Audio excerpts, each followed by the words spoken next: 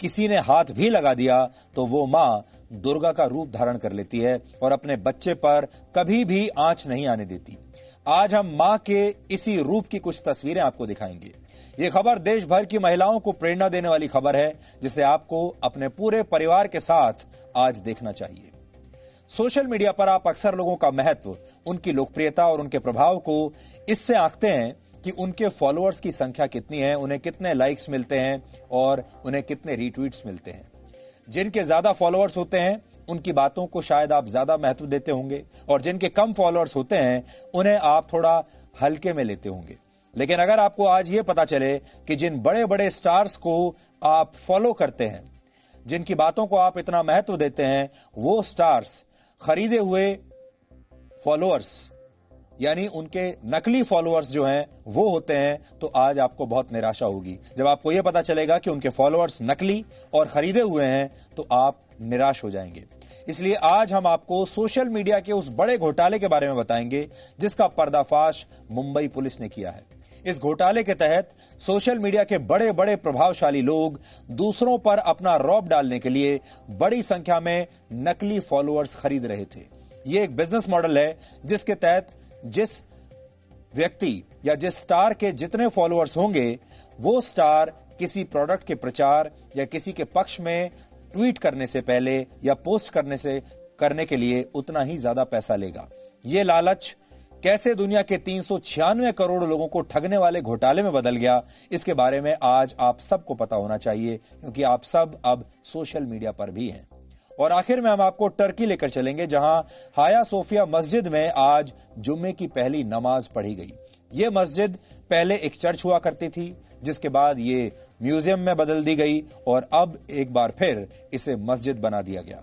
Turkey के इस फैसले की आलोचना पूरी दुनिया में हो रही है, जिसके बारे में आज हम आपको बताएंगे। और इसी हाया सोफिया मस्जिद में एक बिल्ली भी रहती है जो 16 साल पहले यहीं पैदा हुई थी और 16 साल से यहीं रह रही है। पूरी दुनिया के लोग अब इस बात से चिंतित हैं कि इस बिल्ली का अब क्या होगा। इसके बारे में भी आज आपको हम बताएंगे, लेकिन सबसे पहले आज की तमाम बड़ी खबरें नॉनस्टॉप न्यूज में। सीमा विवाद पर भारत और चीन के बीच आज कूटनीतिक स्तर की बातचीत हुई। बातचीत में दोनों देशों ने वास्तविक नियंत्रण रेखा पर हालात की समीक्षा की। दोनों देशों ने पूर्वी लद्दाख में विवादित जगह से अपनी सेनाओं को जल्द और पूरी तरह से वापसी पर सहमति जताई। भारत चीन की बातचीत में वेस्टर्न सेक्टर में भी दोनों देश की सेनाओं के पीछे हटने की भी समीक्षा की गई। चीन ने माना कि दोनों देशों के बीच संबंधों के विकास के लिए सैनिकों का पीछे हटना और शांति बहाली जरूरी है। भारत और चीन ने कूटनीतिक और सैन्य स्तर पर बातचीत आगे भी जारी रखने पर सहमति जताई। दोनों देशों के बीच जल्द सीनियर कमांडर स्तर की बातचीत होगी।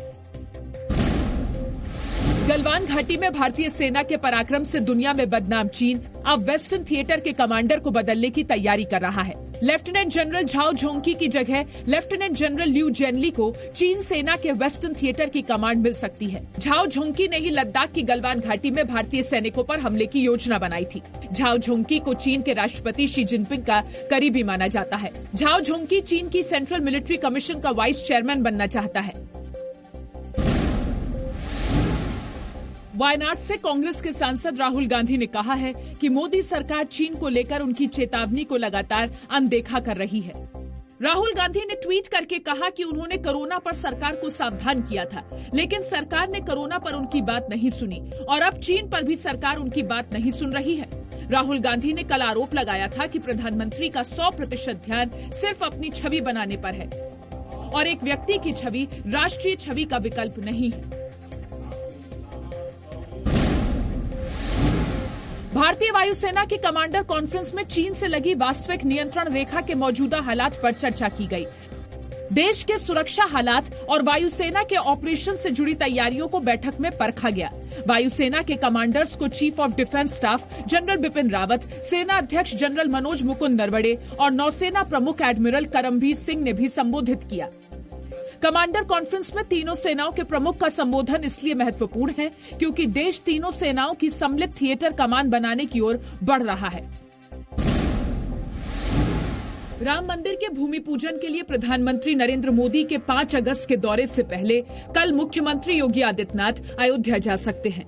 मुख्यमंत्री योगी प्रस्तावित राम मंदिर के भूमि पूजन की तैयारियों की समीक्षा करेंगे। मुख्यमंत्री साधु संतों से भी मिलेंगे और प्रधानमंत्री के स्वागत की तैयारियां भी देखेंगे। विश्व हिंदू परिषद ने भी राम मंदिर निर्माण के लिए 11 तीर्थ स्थलों की मिट्टी दिल्ली से अयोध्या भेजी है। कार्यकारी अध्यक्ष आलोक कुमार के मुताबिक राम मंदिर के लिए पीओके स्थित पवित्र शारदा पीठ की मिट्टी भी भेजी गई है। पूरा देश के प्रधानमंत्री के वहां आगमन की प्रतीक्षा करेगा और उनकी अगुवाई में भूमि पूजन होकर भूमि माता से अनुमति लेके ये मंदिर बनाना शुरू हो जाएगा। वीएचपी ने कहा है पूरा देश अयोध्या में प्रधानमंत्री का इंतजार कर रहा है और उनके नेतृत्व में श्री राम मंदिर का भूमि पूजन होगा। अयोध्या में श्री राम मंदिर के भूमि पूजन पर रोक की मांग वाली याचिका इलाहाबाद हाईकोर्ट ने खारिज कर दी है। कांग्रेस नेता राहुल गांधी के करीबी साकेत गोखले की याचिका खारिज करते हुए हाईकोर्ट ने कहा है, याचिका का आधार काल्पनिक है, भूमि पूजन में हस्तक्षेप की कोई वजह नहीं और भूमि पूजन में सोशल डिस्टेंसिंग के पालन की उम्मीद की जाती है। कोर्ट ने पिटीशन खारिज कर दिया, कहा इन्होंने कोई फाउंडेशन नहीं दिया अपने पिटीशन में, जैसे प्रोटोकॉल फॉलो नहीं होगा और कहीं पर भी सिर्फ अजम्पशंस के बेसिस पे इन्होंने पिटीशन उठा के फाइल कर दिया। बाबरी मस्जिद केस के पक्षकार रहे इकबाल अंसारी ने भी कहा कि सुप्रीम कोर्ट के फैसले के बाद अब राम मंदिर पर राजनीति बंद होनी चाहिए। 9 नवंबर को सुप्रीम कोर्ट ने साफ कर दिया है, मंदिर का काम शुरू है। लोग अब इस पे कोई राजनीति ना करें, ना कोई यहाँ के बारे में तिथि बतावे, ना कोई सुप्रीम कोर्ट जाए, लोग इससे राजनीति ना करें। राहुल गांधी के करीबी साकेत गोखले ने जनहित याचिका में दावा किया था कि अयोध्या में भूमि पूजन अनलॉक 2 की गाइडलाइंस का उल्लंघन है।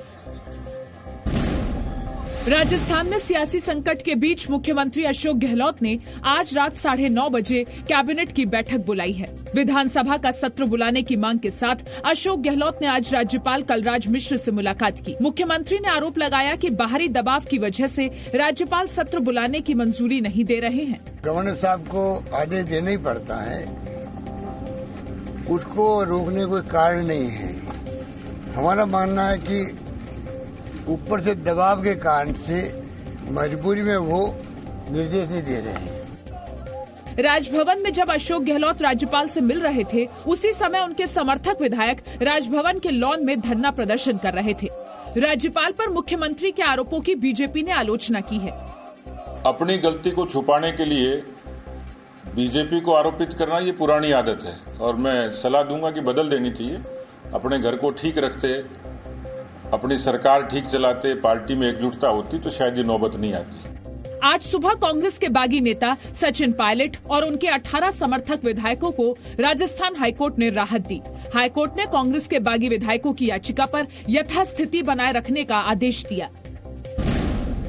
देश में कोरोना वायरस के संक्रमण की रफ्तार तेज हो गई है। स्वास्थ्य मंत्रालय के अनुसार 24 घंटे में 49,310 लोग कोरोना संक्रमित मिले।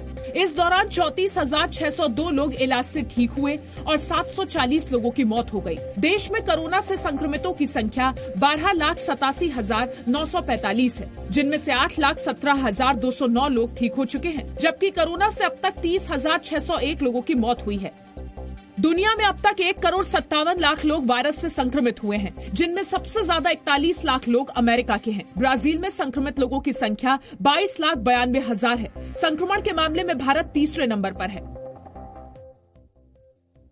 हमारे देश का मीडिया राजनीति और रणनीति की खबरों को बहुत ज्यादा उससे प्रभावित रहता है और अक्सर उसी के बारे में सबसे पहले आपको बताता है। इसलिए अखबारों के पहले पन्ने पर या तो राजनीति की खबरें होती हैं या फिर रणनीति की खबरें होती हैं, जबकि ऐसी खबरें जो आपको प्रेरणा देती हों, ऐसी खबरें जो आपको भावुक करती हों, आपको बहुत कम देखने को मिलती हैं। और अगर देखने को भी मिलती हैं तो अखबार के अंदर के पन्ने पर, या फिर अगर आप टीवी देख रहे हैं तो किसी भी न्यूज शो के आखिर में ऐसी खबरों को रखा जाता है।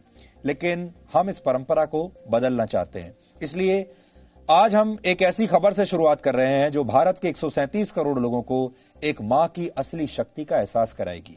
अगर एक मां की संतान को किसी ने हाथ भी लगाने की कोशिश की तो वो मां कैसे दुर्गा का रूप धारण कर लेती है और अपने बच्चे पर आंच नहीं आने देती। आज हम मां के इसी रूप की कुछ तस्वीरें आपको दिखाएंगे। ये खबर देश भर की महिलाओं को प्रेरणा देने वाली खबर है, जिसे आपको अपने पूरे परिवार के साथ आज मिलकर देखना चाहिए। और इसकी शुरुआत हम दिल्ली से आई एक तस्वीर के साथ, एक वीडियो के साथ करना चाहते हैं। ये वीडियो हमें मिला और ये वीडियो दिल्ली के शकरपुर इलाके की कॉलोनी में लगे सीसीटीवी कैमरे में रिकॉर्ड हुआ है। इस वीडियो में आप देख सकते हैं कि कैसे दो लोग एक मोटरसाइकिल पर आकर एक 4 साल की बच्ची को उसके घर से किडनैप करने की कोशिश कर रहे हैं, लेकिन पीछे पीछे इस बच्ची की मां घर से बाहर आ जाती है और वो इस मोटरसाइकिल को जोर से धक्का देती है, इसे पकड़ लेती है, जिससे दोनों लोग जो किडनैपर्स हैं वो नीचे गिर जाते हैं। इसके बाद सबसे पहले ये महिला अपनी बच्ची को सुरक्षित करती है और फिर किडनैपर्स की मोटरसाइकिल को बहुत देर तक पकड़कर उनके साथ संघर्ष करती है और फिर भी किडनैपर बचकर भागने में कामयाब हो जाते हैं। लेकिन ये कहानी यहीं खत्म नहीं होती। इसके बाद इस कॉलोनी के कुछ लोग इन किडनैपर्स के पीछे दौड़ते हैं और इन्हें नीचे गिराने की कोशिश करते हैं और इसी दौरान एक व्यक्ति अपने स्कूटी को सड़क के बीच में खड़ा करके इन किडनैपर्स का रास्ता रोक देता है जब ये भाग रहे थे। किडनैपर्स अपनी बाइक से गिर जाते हैं और फिर ये लोग इन किडनैपर्स को पकड़ने की कोशिश करते हैं। सारी कोशिशों के बावजूद ये किडनैपर वहां से भाग जाते हैं। हालांकि पुलिस ने इस साजिश में शामिल बच्ची के चाचा और उसके दोस्त को गिरफ्तार कर लिया है, लेकिन पुलिस की भूमिका बहुत बाद में आई है। इन तस्वीरों से दो बातें आपको बिल्कुल साफ हो जाती हैं। पहली ये कि एक मां अपने बच्चे को बचाने के लिए अपनी जान को भी खतरे में डाल सकती है, और दूसरी ये कि हमारे समाज में अब भी कुछ लोग ऐसे हैं जो अपना कर्तव्य निभाना जानते हैं। यानी अगर समाज अपना कर्तव्य निभाने पर आ जाए, अगर समाज ये तय कर ले कि वो महिलाओं का और बच्चों की सुरक्षा के लिए आगे आएगा, तो फिर इसे आप कम्युनिटी पुलिसिंग भी कह सकते हैं अंग्रेजी में, तो फिर अपराध बहुत कम हो जाएंगे। जिन अपराधियों को पकड़ने की जिम्मेदारी पुलिस की होती है, उन्हें समाज के वो लोग भी पकड़ सकते हैं जो घटना के हो जाने के बाद पुलिस के आने का इंतजार नहीं करते, बल्कि अपनी सूझबूझ से अपराधियों को रोकने की कोशिश करते हैं, और इसी को आप सोशल पुलिसिंग भी कह सकते हैं। तो ये जो तस्वीरें हैं आप एक बार फिर से बड़े पर्दे पर देखिए। ये मां कैसे इन किडनैपर से लड़ रही है अपने बच्चे को बचाने के लिए। इसने अपनी जान की परवाह नहीं की और मोटरसाइकिल को इसने खींच लिया। हालांकि ये लोग भागने में फिर भी कामयाब हो गए, लेकिन इस मां ने अपनी बच्ची की जान बचा ली। इससे आपको यह पता चलेगा कि एक मां जब अपने बच्चों को बचाने पर आती है तो अचानक उसकी जो शक्ति होती है वो कितने गुना बढ़ जाती है, और जो मां की शक्ति है उसके सामने दुनिया की कोई ताकत ठहरती नहीं है। मां हमेशा अपने बच्चों और चुनौतियों के बीच दीवार बनकर खड़ी हो जाती हैं। वो जानती हैं कि अपने बच्चों को कैसे बचाना है, और इस दीवार को मजबूती देने का काम हमारा समाज करता है। ये तस्वीरें इस बात का प्रमाण है। इसलिए समाज कैसा होना चाहिए ये भी ये तस्वीर बता रही है, और मां की शक्ति के बारे में भी आपको बता रही है। अब आपको मां के हौसलों की एक और तस्वीर दिखाते हैं। ये वीडियो पुणे से आया है, जिसमें 85 साल की एक बुजुर्ग महिला एक युद्ध कला का प्रदर्शन कर रही है। यह वीडियो सोशल मीडिया पर आपने भी शायद अब तक देख लिया होगा, क्योंकि ये वायरल है। 85 वर्ष की इस बुजुर्ग महिला का नाम है शांताबाई, जो अपने परिवार के पालन पोषण के लिए इस उम्र में भी अपनी इस कला का प्रदर्शन कर रही है। शांताबाई का ये वीडियो वायरल होने के बाद उन्हें पूरे देश से समर्थन मिल रहा है। लोग उनकी तारीफ में सोशल मीडिया पर लिख रहे हैं और उन्हें आर्थिक मदद देने के लिए भी बड़ी संख्या में लोग अब सामने आ रहे हैं। युद्ध की इस कला को कलारी पयटू कहते हैं। कलारी पयटू को भारतीय मार्शल आर्ट भी कहा जाता है। इसके जिस हिस्से में लाठियों का इस्तेमाल होता है उसे वाड़ी विशु कहते हैं। शांताबाई वाड़ी विशु का ही प्रदर्शन कर रही हैं, जिसे देखकर लोग हैरान हो गए। शांताबाई का कहना है कि कोरोना वायरस की वजह से उनकी कमाई के सारे साधन रुक गए, और इसलिए वो इस कला का प्रदर्शन सड़क पर कुछ पैसा कमाने के लिए कर रही हैं। यानी ये जो बुजुर्ग है ये सड़क पर अपनी इस कला का प्रदर्शन करती है ताकि लोग कुछ आर्थिक मदद दे दें। शांताबाई ये सब कुछ अपने पोते और पोतियों के लिए कर रही हैं, जो इस समय पढ़ाई कर रहे हैं, और वो चाहती हैं कि उनके पोते पोतियों की पढ़ाई में किसी तरह की कोई रुकावट ना आए। शांताबाई के बारे में यह भी कहा जा रहा है कि उन्होंने कई पुरानी हिंदी फिल्मों में बतौर सह कलाकार काम भी किया है। शांताबाई का कहना है कि उन्होंने ये कला 8 वर्ष की उम्र में अपने पिता से सीखी थी और वो आज भी इसका अभ्यास और प्रदर्शन करती हैं। शांताबाई ने अपनी इस कोशिश के बारे में क्या कहा, आज पूरे देश को सुनना चाहिए, हर परिवार को सुनना चाहिए और महिलाओं को तो खास तौर पर सुनना चाहिए। उम्र में 8 बरस की थी छोटी, जब से मैं ये लाठी काठी का खेल करते आ रही और आज तक मैं वो लाठी काठी छोड़ी नहीं है, क्योंकि इस लाठी काठी मेरी शान है वो, कि सारी दुनिया में मैं ये लाठी काठी खेलती हूँ इस बच्चों के लिए, जिसका माँ नहीं, जिसका बाप नहीं, ऐसे बच्चे लोगों के लिए खुद की जान दे के मैं इस बच्चों की पढ़ाई करती हूँ। मेरे तो गई उम्र ऐसे रोड पे भटकने में, तो मेरे पोतरी लोग को ऐसा नहीं होना चाहिए कि इस बच्चे लोगों का पढ़ाई होना, खुद के पाँव पे खड़े रहेंगे, खुद के कुछ नौकरी मिलेंगी तो जी जाएंगे बच्चे लोग। मैं तो आज है और कल नहीं है कि मेरे बच्चे लोगों की पढ़ाई अच्छा होना। और इस जिम्नास्टिक में मैं शूटिंग में भी काम किया है, सीता और गीता में किया, त्रिदेव में किया, शेरनी पिक्चर में किया, ऐसा मैंने 1-2-4 पिक्चर में काम भी किया है। 85 साल की उम्र ऐसी होती है जिसमें हमारे देश के और बाकी जगह भी हर जगह बुजुर्ग ये उम्मीद करते हैं कि अब उनके बच्चे उनकी सेवा करेंगे। लेकिन सोचिए, ये महिला 85 साल की उम्र में भी कैसे सड़कों पर अपनी इस युद्ध कला का प्रदर्शन कर रही है ताकि कुछ पैसा कमा सके और उस पैसे से वो अपने पोते पोतियों का पेट भर सके, उनकी पढ़ाई का खर्चा उठा सके।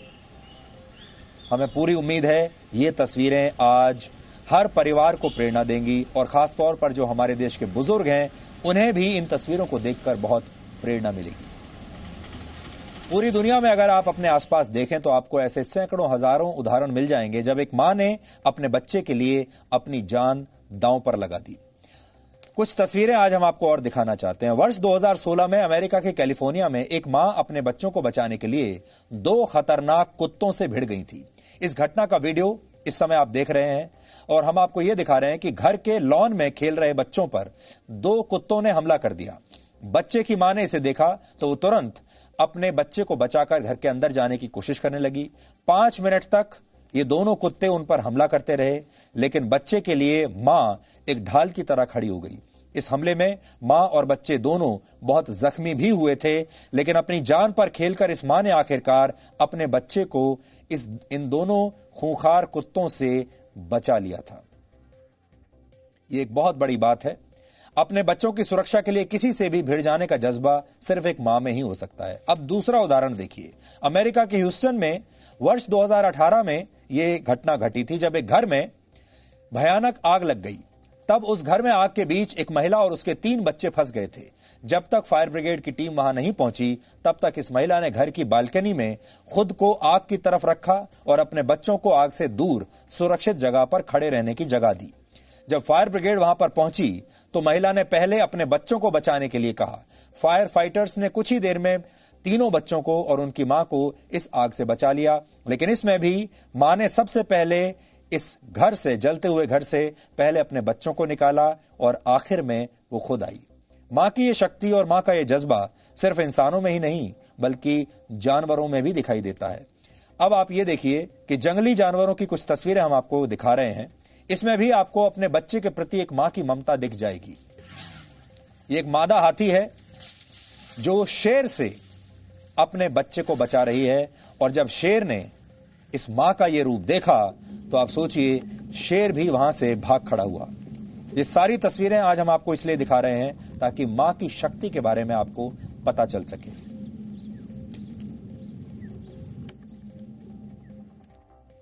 इस तरह की खबर आपको कभी भी किसी अखबार के पहले पन्ने पर नहीं मिलेगी।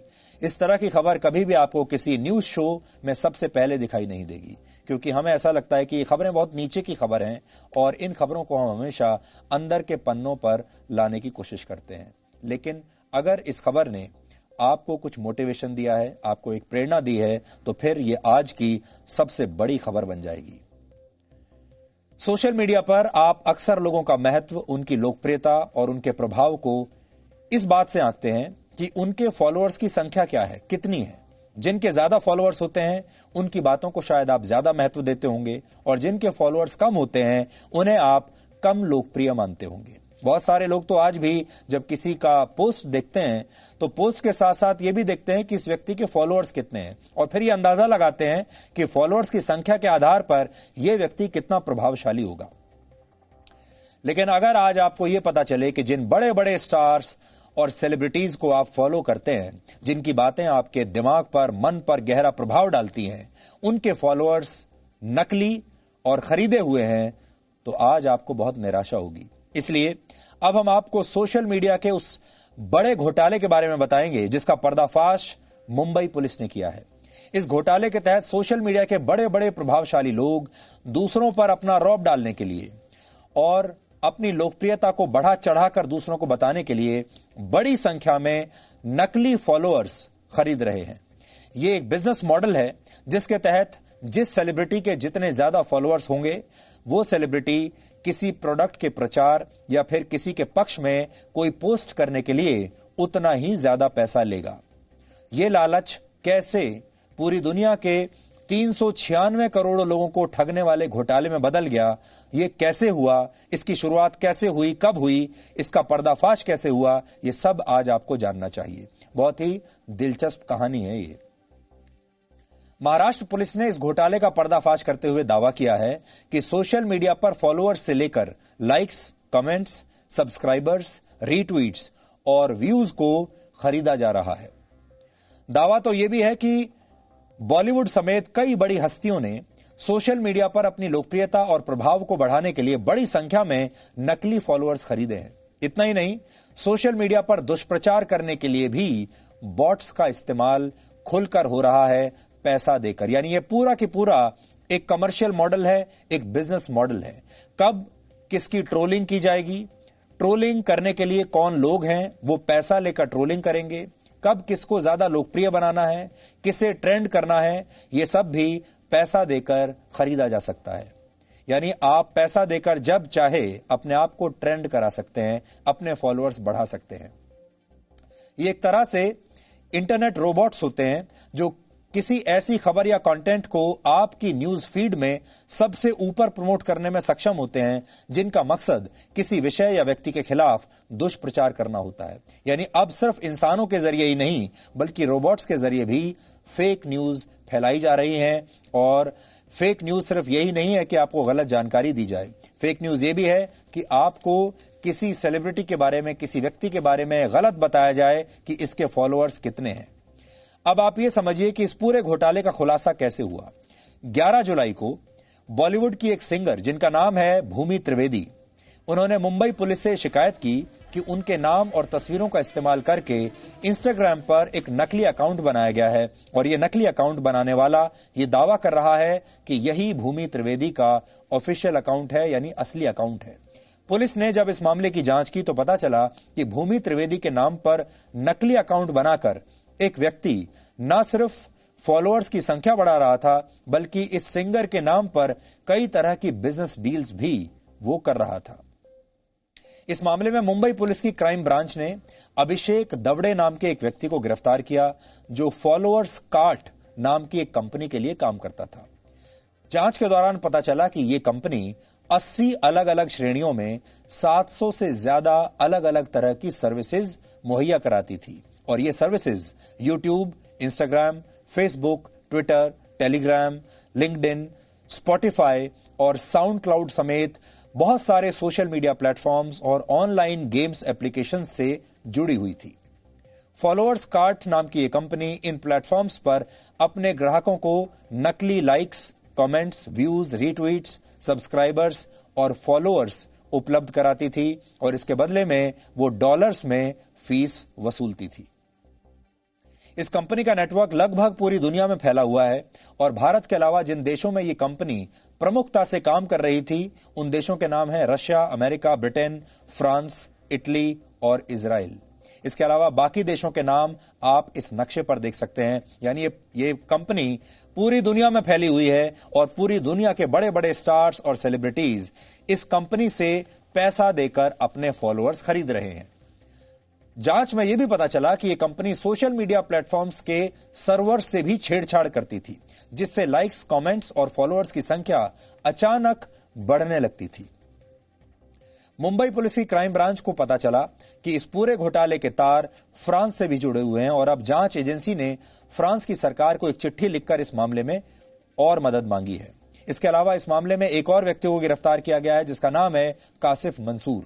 कासिफ पेशे से एक सिविल इंजीनियर है और वो एक वेबसाइट ऑपरेट करता था जिसका नाम है www.amvsmm.com।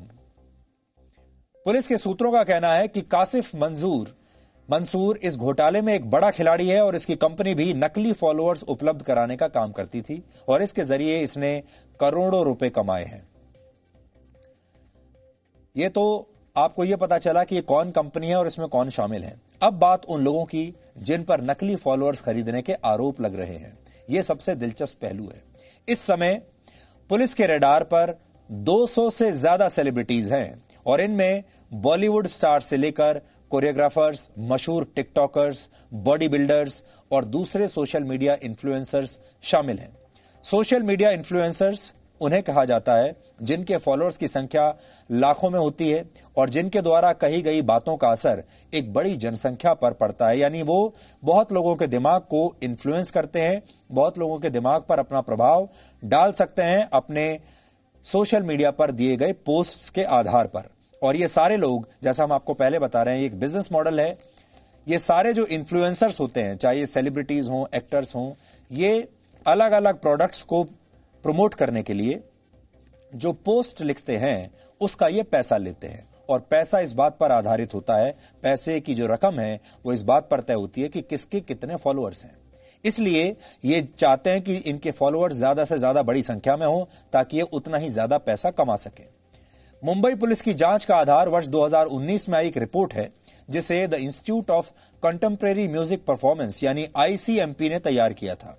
इस रिपोर्ट में बॉलीवुड की उन 10 सेलिब्रिटीज का जिक्र था जिन पर नकली फॉलोअर्स खरीदने के आरोप हैं और इनमें से 2 बड़े नाम आज हम आपके सामने बताना चाहते हैं। शायद आप हैरान हो जाएंगे, चौंक जाएंगे, क्योंकि इस लिस्ट में जो 2 सबसे बड़े नाम हैं वो नाम हैं जिन्हें इस देश में और दुनिया में करोड़ों लोग फॉलो करते हैं और करोड़ों लोग उनके द्वारा लिखी गई बातों को भी फॉलो करते हैं और उन पर उनका प्रभाव भी पड़ता है। ये 2 बड़े नाम हैं प्रियंका चोपड़ा और दीपिका पादुकोण। इस रिपोर्ट का यह दावा है कि इन दोनों अभिनेत्रियों के 48% फॉलोअर्स नकली हैं या फिर इंटरनेट बॉट्स हैं।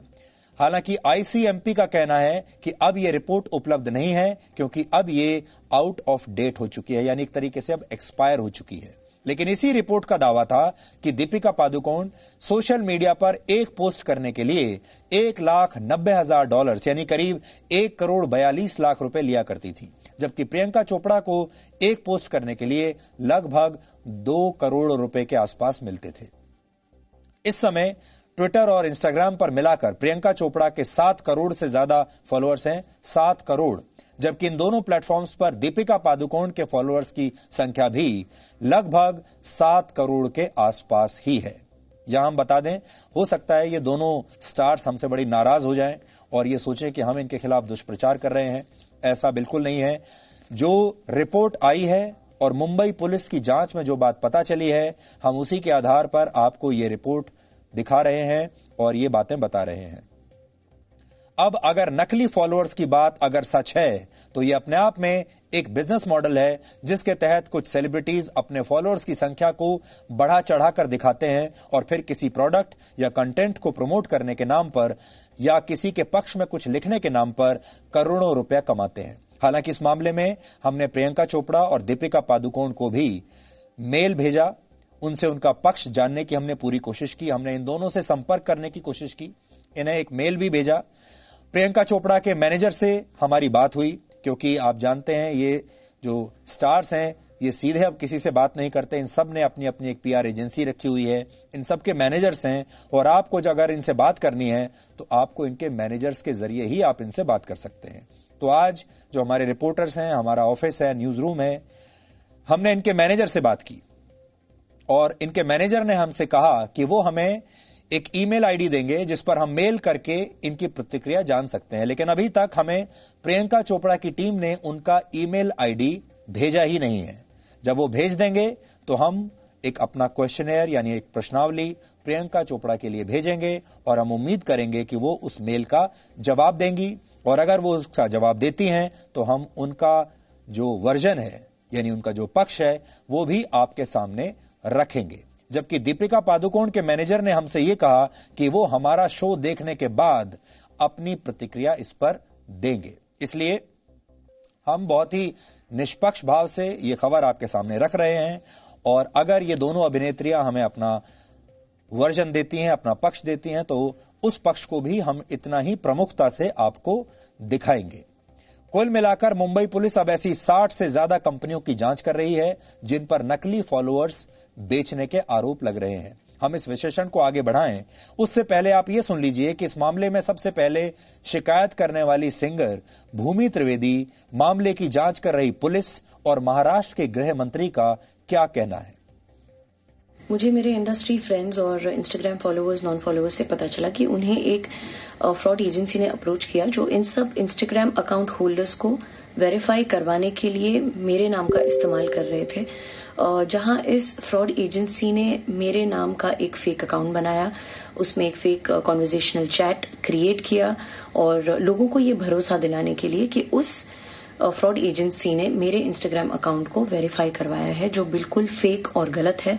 और इसीलिए मैंने कमिश्नर ऑफ पुलिस मुंबई को ये बात बताई और मैं धन्यवाद करना चाहती हूँ सर को और मुंबई पुलिस को कि उन्होंने इस फ्रॉड और स्कैम के खिलाफ कड़ी से कड़ी कार्रवाई की है। आज तक हमने 25 लोगों को वेरीफाई किया है, उनमें से 2 लोगों को आज हमने बुलाया था, और वो दो लोग जो सोशल मीडिया मैनेजमेंट का बिजनेस डील करते हैं, हैंडल करते हैं, उनको बुलाया गया था। जो उनका इंट्रोगेशन हमने किया है, उनका स्टेटमेंट भी हमने रिकॉर्ड कर लिया है। उन्होंने स्टेटमेंट में जो भी कहा है वो हमारे इन्वेस्टिगेशन में हम वेरीफाई करेंगे, जो भी फैक्ट्स है उनसे कोरिलेट करेंगे। Investigation is progressing.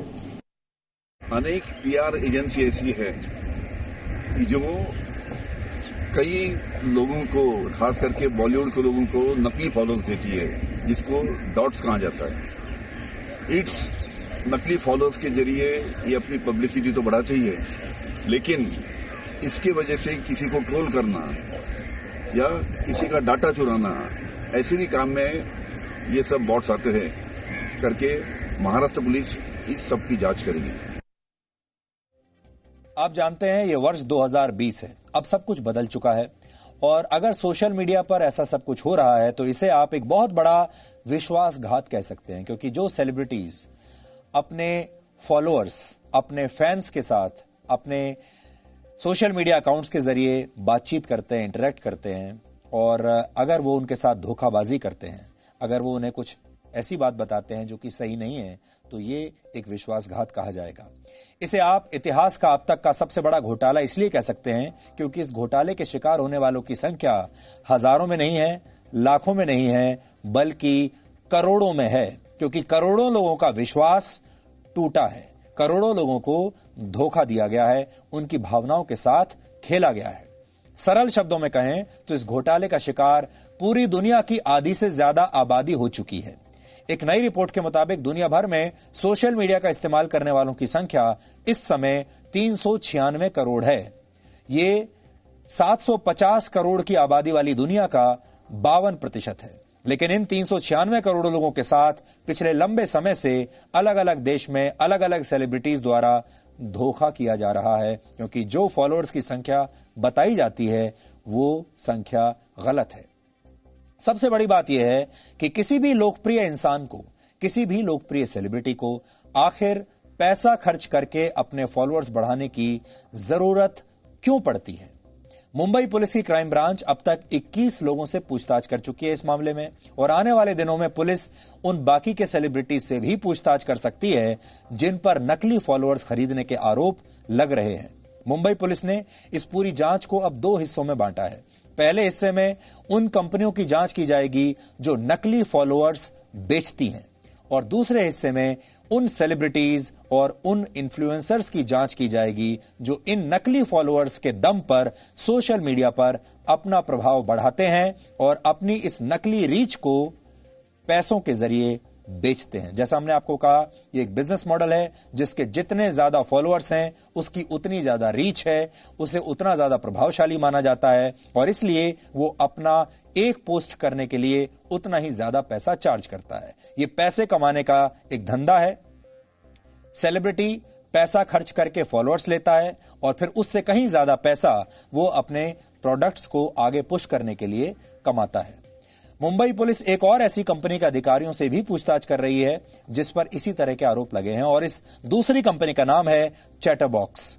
ये कंपनी सोशल मीडिया के इन्फ्लुएंसर्स की मार्केटिंग का काम करती है।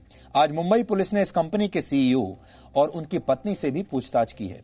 हालांकि इस कंपनी के सीईओ का दावा है कि पुलिस ने उन्हें पूछताछ के लिए नहीं बल्कि जांच में तकनीकी सहायता देने के लिए बुलाया है, लेकिन क्राइम ब्रांच के अधिकारियों ने जी न्यूज को यह बताया कि इन लोगों से सीआरपीसी की धारा 160 के तहत पूछताछ की गई है।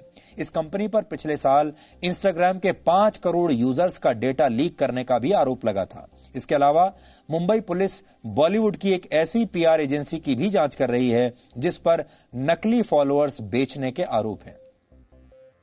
मुंबई पुलिस कई सोशल मीडिया प्लेटफॉर्म से डेटा मंगाकर इस बात की जांच कर रही है कि इन सेलिब्रिटीज के कितने फॉलोअर्स नकली हैं और कितने फॉलोअर्स असली हैं। इसलिए आप सबके लिए भी ये जानना बड़ा ही दिलचस्प रहेगा कि जिन बड़े बड़े सेलिब्रिटीज को आप फॉलो करते हैं, जिनके ट्वीट्स या सोशल मीडिया पर जिनके पोस्ट्स का आपको इंतजार रहता है और उनके एक पोस्ट या उनकी एक बात पर आप कुछ भी करने के लिए तैयार हो जाते हैं, अब आपको ये जानना चाहिए कि उनके जो फॉलोअर्स हैं उनमें से कितने असली हैं और कितने नकली फॉलोअर्स हैं, यानी कितने खरीदे हुए फॉलोअर्स हैं। इसलिए आपसे भी हम ये कहना चाहेंगे कि जब आप सोशल मीडिया पर जाते हैं और आप देखते हैं कि किसी व्यक्ति के बड़ी संख्या में फॉलोअर्स हैं, तो एक तो ऑर्गेनिक फॉलोअर्स हो सकते हैं, यानी उसके असली फॉलोअर्स हो सकते हैं, लेकिन कई लोगों के मामले में ये नकली फॉलोअर्स भी हो सकते हैं जो उन्होंने पैसा देकर खरीदे होंगे।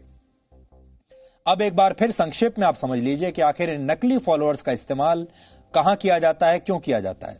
असल में कोई भी कंपनी अपने ब्रांड्स को उन सेलिब्रिटीज और इन्फ्लुएंसर्स के जरिए प्रमोट कराना चाहती है जिनके फॉलोअर्स की संख्या लाखों करोड़ों में होती है।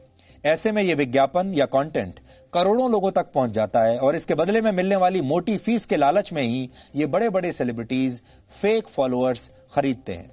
आज हमने इस मामले में एक साइबर एक्सपर्ट से बात की और उन्होंने इस पूरे घोटाले का विश्लेषण जिन शब्दों में किया है वो आज आप सबको सुनना चाहिए। बेसिकली ये बॉट्स एम्पलीफायर्स की तरह काम करते हैं। फॉर एग्जाम्पल, जैसे ही आप ट्विटर पे कोई भी आर्टिकल शेयर करेंगे, इन बॉट्स का काम होता है इस तरह के कंटेंट को हमेशा मॉनिटर करते रहना, और जैसे ही कोई कंटेंट आपके हेडिंग या सब्जेक्ट से मैच करता है उस पे ये ऑटोमेटिकली रीट्वीट्स करना शुरू कर देते हैं। जैसे ही ये रीट्वीट्स होते हैं, जो मैक्सिमम रीट्वीट्स स्टार्टिंग में होते हैं वो उन अकाउंट से होते हैं। उस तरह के बॉट्स को हम सुपर स्प्रेडर्स कहते हैं। इनका काम होता है, ये स्पेसिफिकली डिजाइन करे जाते हैं इस तरह की इंफॉर्मेशन को वायरल करके स्प्रेड करने के लिए।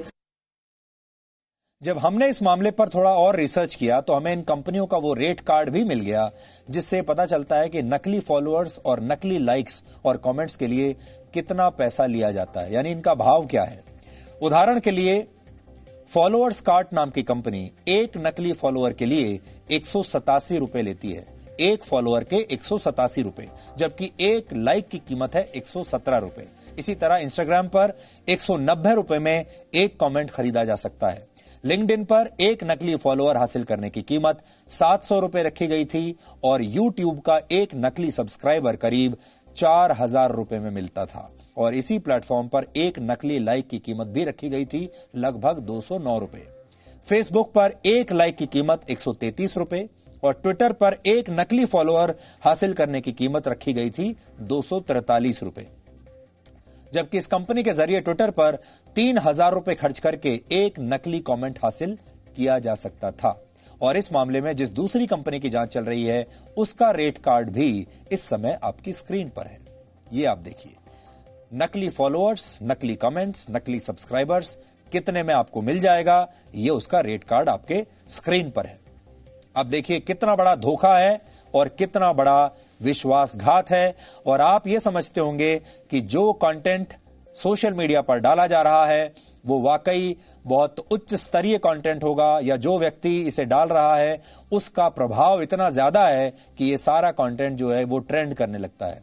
लेकिन ये नकली ट्रेंड होते हैं। हैरानी की बात यह है कि ज्यादातर मामलों में ये नकली फॉलोअर्स इंसान नहीं बल्कि बॉट्स होते हैं, जबकि जब ये आपको फॉलो करते हैं तो उसके बाद आप इन्हें फॉलो बैक नहीं कर सकते। इसके अलावा घोस्ट फॉलोअर्स का भी इस्तेमाल होता है। ये वो सोशल मीडिया अकाउंट्स होते हैं जो लंबे समय से सक्रिय नहीं होते और इनका इस्तेमाल सिर्फ फॉलोअर्स की संख्या बढ़ाने के लिए किया जाता है। ये एक्टिव अकाउंट्स नहीं होते। इन्हीं नकली फॉलोअर्स का इस्तेमाल करके फेक न्यूज फैलाई जाती हैं, लोगों को ट्रोल किया जाता है, दुष्प्रचार किया जाता है और लोगों को ट्रेंड भी कराया जाता है। इसलिए अब आप समझ गए होंगे कि सोशल मीडिया पर जो आप देखते हैं, जिन्हें आप फॉलो करते हैं, जिनकी बातों को आप लाइक करते हैं, जिनके अकाउंट्स और यूट्यूब चैनल्स को आप सब्सक्राइब करते हैं, उनमें से कई लोग आपको अपनी लोकप्रियता का अर्ध सत्य दिखा रहे हैं और आप इसी अर्ध सत्य को पूर्ण सत्य मानकर इस घोटाले का शिकार होते चले जाते हैं। और आपको एक हम और टिप देते हैं, अगर आप देखते हैं कि किसी व्यक्ति के जो फॉलोअर्स हैं, अगर आप उनके फॉलोअर्स के प्रोफाइल पर जाएंगे और उन फॉलोअर्स के प्रोफाइल में आपको यह पता चलता है कि इन फॉलोअर्स ने कभी भी जीवन में एक भी ट्वीट नहीं किया है, एक भी पोस्ट नहीं किया है और इनके अपने जो फॉलोअर्स हैं उसमें भी 1 या 2 फॉलोअर्स ही हैं, तो भी ये एक निशानी होती है ये पता करने की कि ये असली फॉलोअर्स हैं या नकली फॉलोअर्स हैं। इसलिए आप सावधान रहिए और इस विश्वासघात से बचने की कोशिश कीजिए। हमारे देश में नेताओं का एक ही सिद्धांत और एक ही लक्ष्य होता है और वो होता है सत्ता में बने रहना या फिर किसी तरीके से सत्ता में आ जाना, सत्ता को हासिल कर लेना। राजस्थान की राजनीति इसका सबसे ताजा उदाहरण है। लेकिन सवाल यह है कि क्या हमारे नेता पूर्व राष्ट्रपति एपीजे अब्दुल कलाम जैसे महान लोगों से कभी कोई सीख लेंगे, जिन्होंने इसी तरह की राजनीति से व्यथित होकर एक बार देश के राष्ट्रपति पद से इस्तीफा देने का फैसला कर लिया था। इसलिए आज हम पूर्व राष्ट्रपति एपीजे कलाम के जीवन से जुड़ा ये दिलचस्प किस्सा आपको भी बताना चाहते हैं और इस देश के नेताओं को भी बताना चाहते हैं। लेकिन उससे पहले आप ये देख लीजिए कि राजस्थान की राजनीति में इस समय क्या नया ड्रामा चल रहा है। आप जो तस्वीरें इस समय देख रहे हैं वो जयपुर के राजभवन की हैं, जहां मुख्यमंत्री अशोक गहलोत आज अपने विधायकों को लेकर राज्यपाल के सामने धरना देने पहुंच गए। मुख्यमंत्री गहलोत ने राज्यपाल कलराज मिश्र से मिलकर विधानसभा सत्र बुलाने की मांग की, लेकिन जब राज्यपाल ने कोई फैसला नहीं लिया तो गहलोत खेमे के विधायकों ने राजभवन में ही धरना प्रदर्शन और नारेबाजी शुरू कर दी। नहीं चलेगी, नहीं चलेगी, नहीं चलेगी, नहीं चलेगी। इंसाफ हमारा नारा है, इंसाफ हमारा नारा है,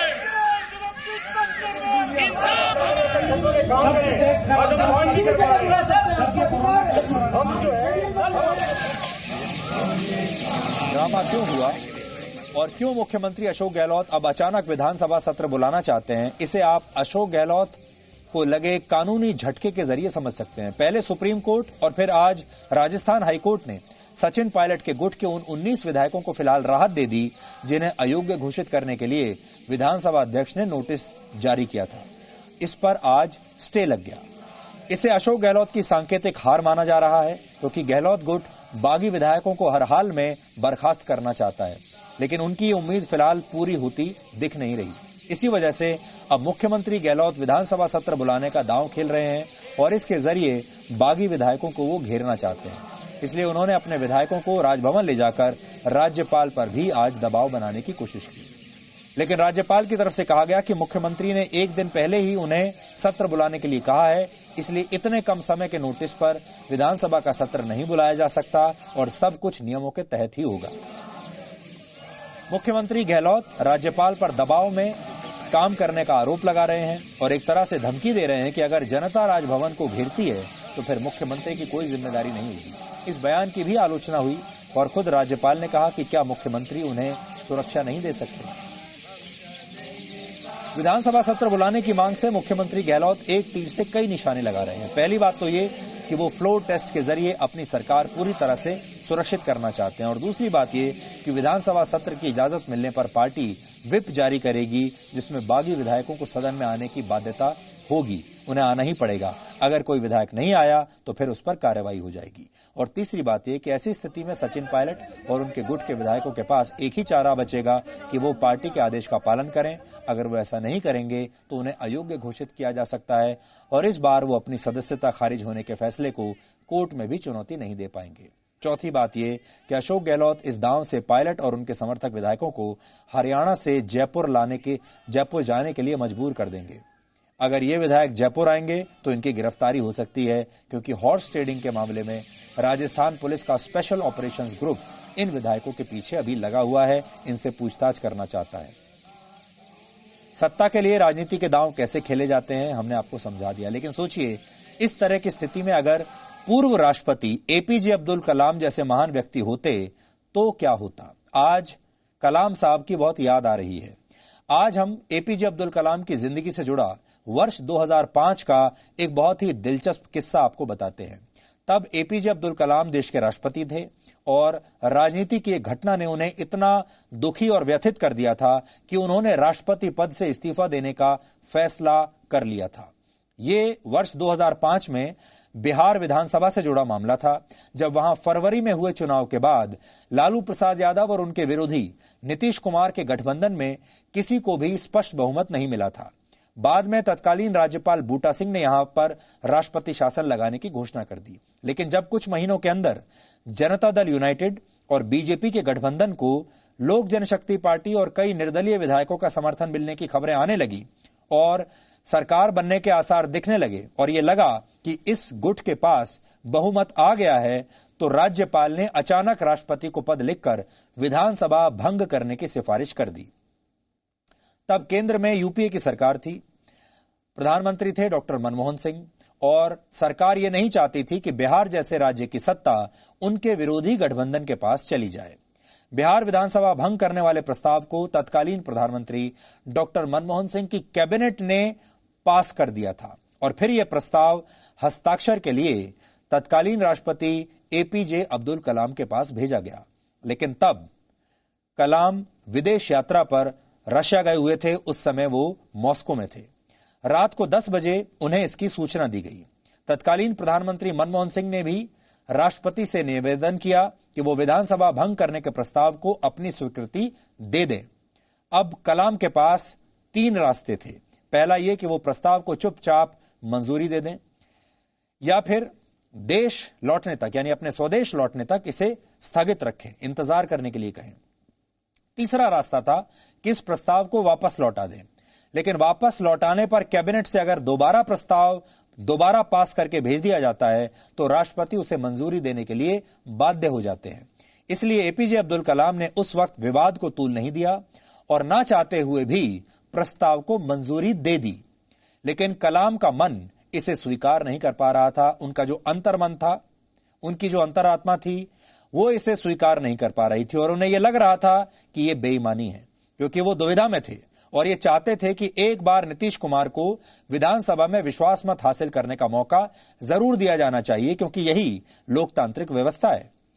एपीजे अब्दुल कलाम किसी पार्टी के सदस्य नहीं थे, लेकिन वो ये साफ साफ देख पा रहे थे कि तत्कालीन यूपीए सरकार के जरिए बिहार में राज्यपाल ने जो किया है वो सरासर अलोकतांत्रिक और गलत था, क्योंकि विश्वास मत साबित करने का मौका दिए बिना ही विधानसभा को भंग कर दिया गया था। एपीजे अब्दुल कलाम की यह सोच बाद में सच साबित हुई जब यह मामला सुप्रीम कोर्ट में पहुंचा और सुप्रीम कोर्ट ने बिहार विधानसभा भंग करने के फैसले को असंवैधानिक बता दिया। सुप्रीम कोर्ट में तत्कालीन यूपीए सरकार की दलीलें बहुत कमजोर साबित हुई। वर्ष 2005 के इस फैसले में कहा गया था कि सरकार बनाने से रोकने के लिए ही 3 दिन पहले विधानसभा को भंग किया गया। सुप्रीम कोर्ट की सख्त टिप्पणी के बाद बिहार के तत्कालीन राज्यपाल बूटा सिंह को इस्तीफा देना पड़ा और तत्कालीन यूपीए सरकार के लिए यह एक शर्मनाक स्थिति बन गई थी। लेकिन कई लोगों ने उस वक्त राष्ट्रपति एपीजे अब्दुल कलाम की भी आलोचना शुरू कर दी थी कि उन्होंने विधानसभा भंग करने की अधिसूचना पर हस्ताक्षर किए ही क्यों। इससे डॉक्टर कलाम बहुत आहत हुए और उन्होंने खुद ये स्वीकार किया कि उन्हें विधानसभा भंग करने की अधिसूचना पर हस्ताक्षर नहीं करना चाहिए था। और इसी के साथ एपीजे अब्दुल कलाम ने राष्ट्रपति पद छोड़ने का फैसला कर लिया था, मन बना लिया था। यहां तक कि उन्होंने तमिलनाडु के रामेश्वरम में अपने भाई से भी कह दिया था कि वो रामेश्वरम के अपने उस पुश्तैनी घर में उनके लिए एक कमरा सुरक्षित रख लें, क्योंकि वो राष्ट्रपति भवन छोड़ने के लिए अब बिल्कुल तैयार हैं।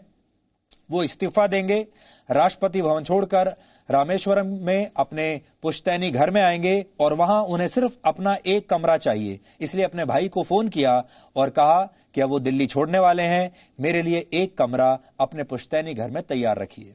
और इसके बाद जब तत्कालीन प्रधानमंत्री मनमोहन सिंह राष्ट्रपति कलाम से मिलने के लिए आए तो उन्होंने मनमोहन सिंह के सामने ही ये साफ साफ कहा कि वो अब राष्ट्रपति नहीं रहना चाहते, वो राष्ट्रपति पद छोड़ना चाहते हैं। कलाम की ये बात सुनकर मनमोहन सिंह परेशान हो गए और वो कलाम से इस्तीफा न देने का अनुरोध करने लगे। और डॉक्टर मनमोहन सिंह ने कहा कि अगर आपने ऐसा किया तो इससे देश में बहुत बड़ा संवैधानिक संकट आ जाएगा। मनमोहन सिंह को डर था कि कहीं इस संवैधानिक संकट में उनकी अपनी सरकार न चली जाए। उस रात कलाम सो नहीं पाए और उन्होंने ये बात अपनी डायरी में भी लिखी थी और ये लिखा था कि देश के प्रति मेरा कर्तव्य मेरी भावनाओं से भी बड़ा है और इसलिए वो देश के लिए कोई संकट खड़ा नहीं करेंगे। उस वक्त के इस घटनाक्रम को बेहद करीब से देखने वाले लोगों में जनता दल यूनाइटेड के महासचिव और बड़े नेता केसी त्यागी और उस समय राष्ट्रपति एपीजे अब्दुल कलाम के प्रेस सचिव एसएम खान से आज हमने बात की और उन्होंने कलाम से जुड़े इस प्रसंग पर आज अपनी टिप्पणी दी है। आप सब भी सुनिए उन्होंने क्या कहा।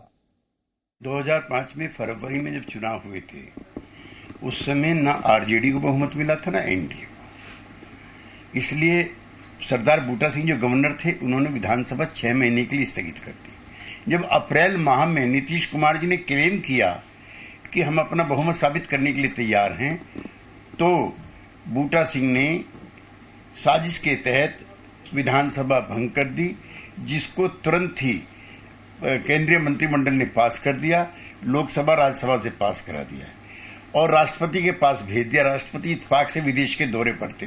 रात को 10-11 बजे उनको जगा करके उनसे साइन कराए गए, लेकिन वो बहुत उत्सुक नहीं थे साइन करने के लिए। ये मामला फिर सुप्रीम कोर्ट में भी जब आया तो सुप्रीम कोर्ट की बहुत सख्त और तलख टिप्पणियां थी कि ऐसा अलोकतांत्रिक कार्य गवर्नर ने क्यों किया। जनता की प्रेस में, मीडिया के प्रेशर में उनको इस्तीफा देना पड़ा बूटा सिंह को और सरकार की बहुत किरकिरी हुई। इस सारे घटनाक्रम से अब्दुल कलाम साहब बहुत व्यथित थे।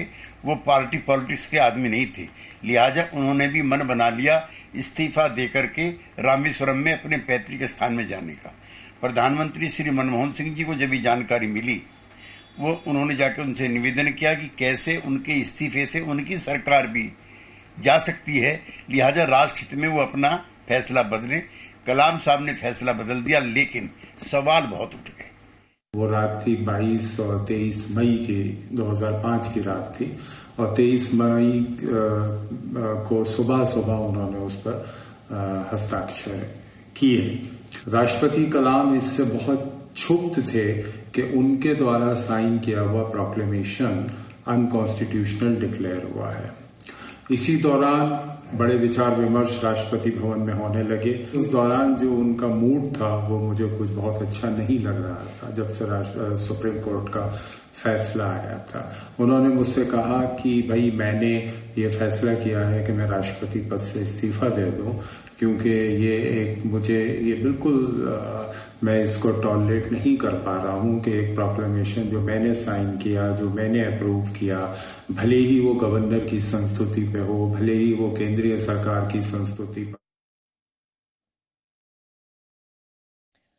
तो डॉक्टर अब्दुल कलाम का आज ये जो प्रेरक प्रसंग हमने आपको दिखाया, वो इसलिए दिखाया ताकि आज के नेता उनसे सबक ले सकें और लोगों को ये समझ में आए कि बड़े बड़े पद पर रहने का मतलब ये नहीं है कि आप अपनी अंतर आत्मा की हत्या कर दें। आप सही और गलत का जो फर्क है उसे भूल जाएं और सत्ता में बने रहने के लिए आप इस तरह अंधे हो जाएं कि सत्ता को हासिल करने के लिए या सत्ता में बने रहने के लिए आप लोकतंत्र का गला घोटने के लिए भी तैयार हो जाएंगे। डॉक्टर अब्दुल कलाम एक ऐसे व्यक्ति थे जिन्होंने कभी भी अपनी अंतरात्मा को मरने नहीं दिया। जो उनकी अंतरात्मा ने कहा उन्होंने ईमानदारी से उसी को फॉलो किया। और आज देश को यह पता चला है कि डॉक्टर कलाम उस जमाने में यूपी की सरकार के दौरान इस्तीफा देना चाहते थे, वापस अपने घर लौटना चाहते थे, क्योंकि बिहार में जो कुछ हुआ उससे वो सहमत नहीं थे। यहां हम 4 मिनट का एक ब्रेक ले रहे हैं और ब्रेक के बाद आपको हम टर्की लेकर चलेंगे, जहां की मशहूर इमारत हाया सोफिया में 1934 के बाद आज पहली बार जुम्मे की नमाज पढ़ी गई है।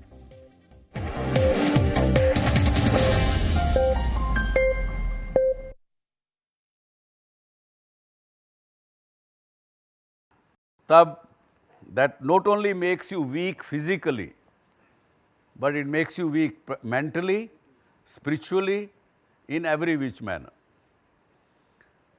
और जहां वीकनेस हुई तब क्या कहेंगे, कमजोर आदमी कभी कुछ नहीं कर सकता, ना खुद का भला कर सकता है ना किसी और का भला कर सकता है। तो अपने आप को कमजोर नहीं करना, तो उसके लिए ये कहा कि भाई जो आपके अपने वैल्यू सिस्टम्स हैं उन पे चलिए, उनका उल्लंघन मत करिए, तो फिर भी मोटिवेशन की आवश्यकता आपको शायद नहीं पड़ेगी। So what is motive? Motive का डिक्शनरी मीनिंग तो शायद सबको पता होगा, कोई बात बताना चाहेंगे आप? Sir, strong determination towards your goal, reason to do a particular task, यही है motive. And then second part which is action, motivation, that is action. Our desire, our needs, what we want to do, what is our aim in life, और उसको पूरा करने के लिए then you take an action. ये दोनों का motive plus action means motivation. So that's a simple meaning of it. कई बार अपने लिए बड़ा हाई गोल रख लेते हैं सामने कि मैं ये वीक में ये करूँगी, अगले महीने ये करूँगी, उसके बाद ये करेंगे, इस साल में ये करेंगे, और किसी न किसी कारण से जब वो पूरा नहीं होता है तो फिर क्या हालत होती है? अगेन डिसअपॉइंटमेंट होगी, कुछ और होगी। उस समय में आपको फिर कोई ना कोई मोटिवेशन चाहिए टू कम बैक। तब आप ढूंढते हैं, किसी न किसी की किताब पढ़ेंगे, किसी की बात सुनेंगे, कहीं किसी दोस्त से बात करेंगे कि भैया मेरे को ये समस्या है, कहीं कोई ज़्यादा तकलीफ में हुआ तो साइकेट्रिस्ट के पास भी चला जाएगा, पंडित के पास तो खैर खास करके, तो वो जाके फिर वो मोटिवेशन लेंगे, उसके बाद फिर लग जाएंगे काम में, चलो फिर वापस लगो। तो ये इसलिए कहा कि अपने आगे देखते रहिए, अपना जितना तक आपको लगता है कि यहाँ तक मैं आराम से पहुँच सकता हूँ वैसा करते रहेंगे तो शायद डीमोटिवेट होने की आवश्यकता नहीं पड़ेगी। No signal, no worry. Presenting V News app with live TV, latest updates and expert opinion. Available on Google Play and App Store. Download it now.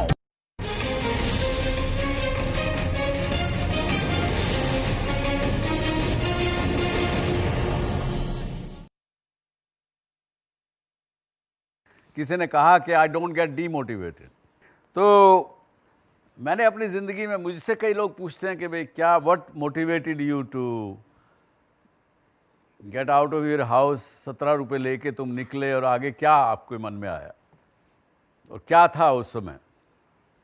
तो मैं बार बार एक ही बात कहता हूँ, उस समय मेरा गोल जो मन में रखा था बड़ा छोटा सा गोल रखा था, और वो ये था कि मुझे अपने फैमिली का, 71 की बात कर रहा हूँ जब मैं निकला वहाँ से, तो कि मुझे अपना परिवार का 4 लाख रुपए का कर्जा है उनके ऊपर, वो उतारना है बस। इससे आगे कोई मेरी ज़िंदगी में गोल नहीं था, कोई कुछ ध्यान में नहीं, वो एक गोल था।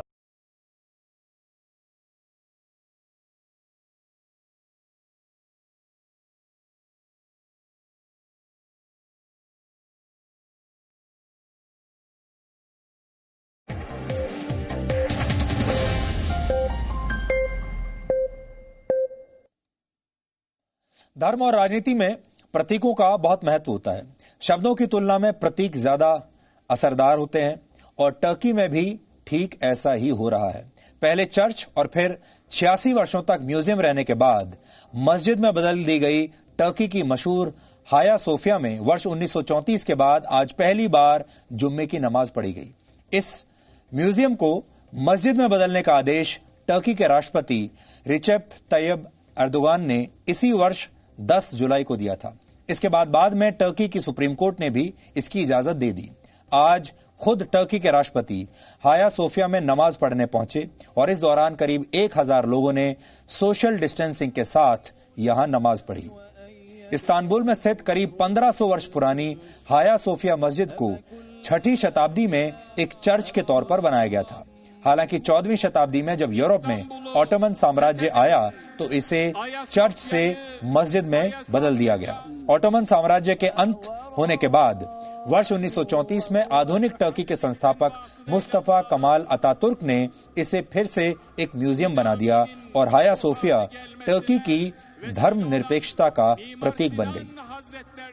हाया सोफिया टर्की में इस्लाम और ईसाइयों की सामूहिक आस्था का प्रतीक रही है। हाया सोफिया म्यूजियम सभी पंथों के अनुयायियों के लिए एक सांस्कृतिक और सामाजिक आस्था का केंद्र था, जिसमें कोई भी प्रवेश कर सकता था, कोई भी जा सकता था और ये अंदर से देखने में भी शानदार थी, इसलिए लोग दूर दूर से इसे देखने आया करते थे। लेकिन अब 86 वर्षों बाद एक बार फिर से हाया सोफिया को म्यूजियम से तब्दील करके एक मस्जिद में बदल दिया गया है और इमारत के एक बड़े हिस्से को सिर्फ मुस्लिम समुदाय के लिए ही रिजर्व कर दिया गया है, यानी वहां पर मुस्लिम समुदाय के लोग ही प्रवेश कर पाएंगे। इमारत में ईसाई धर्म से संबंध रखने वाली कई कलाकृतियों और प्रतीक चिन्हों को या तो हटा दिया गया है या फिर उन्हें ढक दिया गया है। उदाहरण के लिए आज हुई नमाज से पहले हाया सोफिया में मौजूद वर्जिन मैरी और बेबी जीसस के चित्रों पर पर्दा डाल दिया गया, क्योंकि ये मक्का की दिशा में बने हैं और इसी दिशा में दुनिया भर के मुसलमान नमाज पढ़ते हैं। टर्की एक मुस्लिम बाहुल्य देश है जहां करीब 98% जनता इस्लाम को मानती है और टर्की की गिनती उन गिने चुने मुस्लिम देशों में होती है जिन्हें सबसे ज्यादा धर्मनिरपेक्ष यानी सेकुलर माना जाता रहा है। इसलिए हाया सोफिया को मस्जिद में बदलने के फैसले को लेकर टर्की के राष्ट्रपति एर्दोगान की बहुत आलोचना हो रही है। इस पर अमेरिका ने कहा है कि वो हाया सोफिया का दर्जा बदलने के टर्की सरकार के फैसले से बहुत निराश है।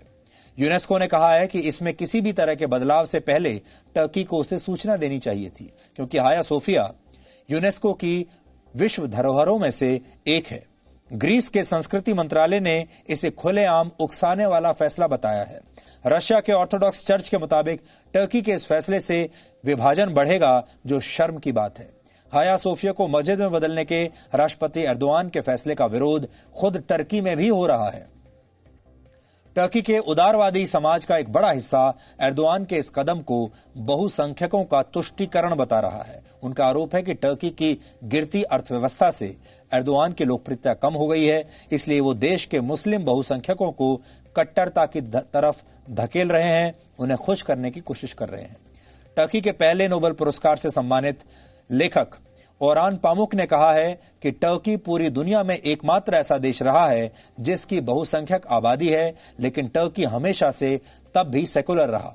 हाया सोफिया इस गौरव का प्रतीक है, लेकिन इस गौरव को अब छीना जा रहा है।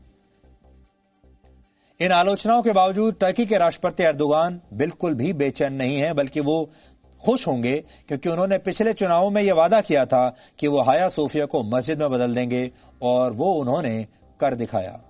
हाया सोफिया की तरह इन दिनों पूरी दुनिया में एक बिल्ली भी चर्चा का विषय बनी हुई है। ये बिल्ली पिछले 16 वर्षों से इसी हाया सोफिया में रह रही है। ग्रे कलर की आंखों वाली ये बिल्ली वर्ष 2004 में हाया सोफिया के परिसर में पैदा हुई थी और इस बिल्ली का नाम है ग्ली। हाया सोफिया आने वाले पर्यटकों के लिए ये बिल्ली आकर्षण का केंद्र बनती है और जो भी यहाँ घूमने आता है इस बिल्ली के साथ एक फोटो जरूर खिंचवाता है। इस बिल्ली के प्रशंसकों में अमेरिका के पूर्व राष्ट्रपति बराक ओबामा भी शामिल हैं, जो वर्ष 2009 में हाया सोफिया आए थे। तब वहां उनकी मुलाकात इस बिल्ली से भी हुई थी और उन्होंने प्यार से इस बिल्ली की पीठ पर इसे थपथपाया भी था। इस बिल्ली का एक इंस्टाग्राम अकाउंट भी है और एक टूरिस्ट गाइड ने 4 वर्ष पहले ग्ली का ये इंस्टाग्राम अकाउंट शुरू किया था, जिसके प्रोफाइल में लिखा है, मेरी धरती हाया सोफिया, मैं एक सेलिब्रिटी कैट हूं लोग मुझे यूनिटी ऑफ लव कहते हैं और आप मेरी खूबसूरत तस्वीरें टैग कर सकते हैं, ऐसा इसमें लिखा हुआ है। हाया सोफिया की सेलिब्रिटी कैट के इंस्टाग्राम पर 52,000 से ज्यादा फॉलोअर्स हैं, जो इस बिल्ली के साथ खींची गई अपनी तस्वीरों को टैग करके पोस्ट करते हैं। इसके अलावा लोग इस बिल्ली के बारे में अपने अनुभव भी शेयर करते हैं और उसके साथ बनाए गए वीडियोस भी अक्सर पोस्ट करते रहते हैं। हाया सोफिया को मस्जिद में बदल देने के बाद अब लोगों को यह डर सता रहा है कि कहीं इस बिल्ली को भी वहां से हटाना ना दिया जाए।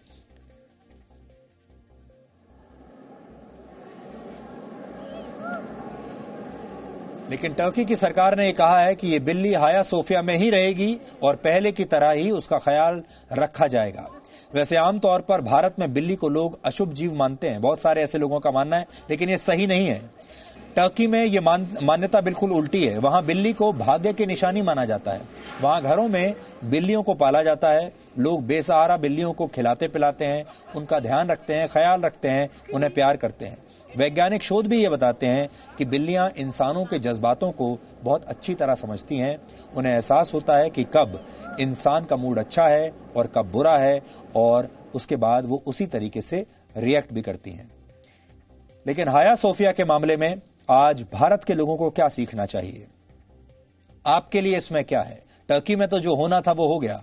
पहले इस म्यूजियम को अब उन्होंने एक मस्जिद में बना दिया। अब उस मस्जिद में नमाज पढ़ी जाएगी।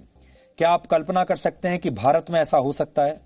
अब आप कल्पना करके देखिए कि किसी म्यूजियम को अगर भारत में इस तरह से तब्दील कर दिया जाए, या भारत में अगर किसी म्यूजियम को मंदिर में तब्दील कर दिया जाए, तो हमारे देश के जो लिबरल्स हैं वो कितना शोर मचाएंगे और कितनी जबरदस्त आलोचनाएं और सड़कों पर विरोध प्रदर्शन होने लगेंगे अगर भारत में ऐसा हो जाए तो।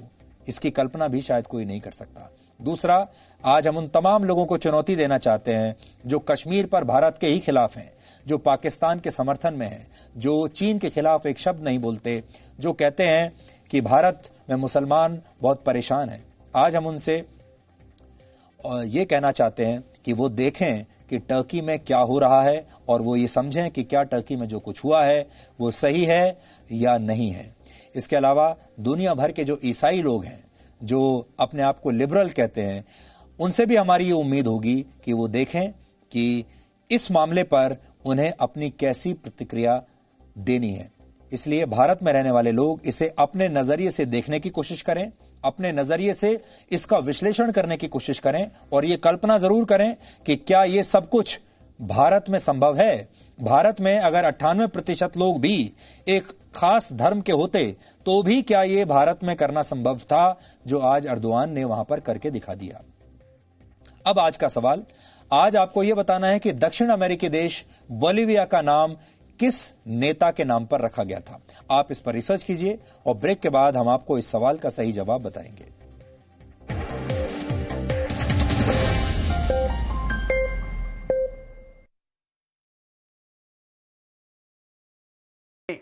आगे देखते रहिए अपना, जितना तक आपको लगता है कि यहाँ तक मैं आराम से पहुँच सकता हूँ वैसा करते रहेंगे तो शायद डीमोटिवेट होने की आवश्यकता नहीं पड़ेगी। No signal, no worry. Presenting V News app with live TV, latest updates and expert opinion. Available on Google Play and App Store. Download it now.